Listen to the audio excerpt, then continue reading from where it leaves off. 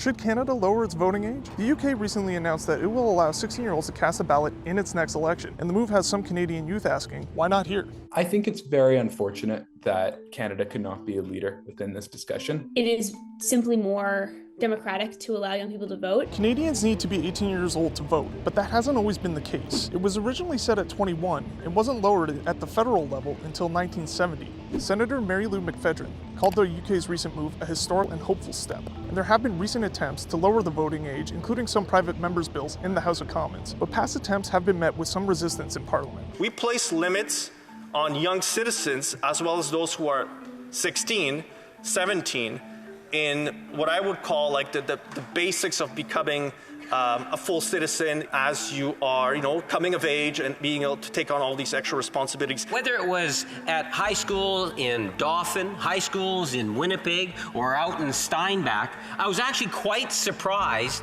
where the greatest amount of opposition to lowering the age was from, Madam Speaker.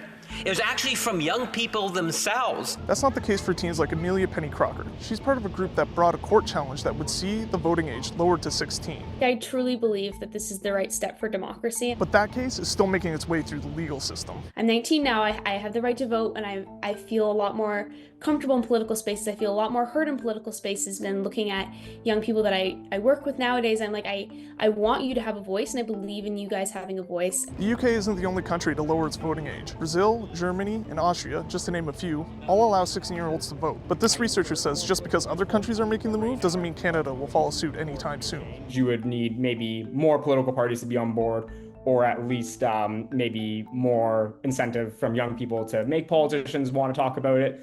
And because at the end of the day, it is a political decision,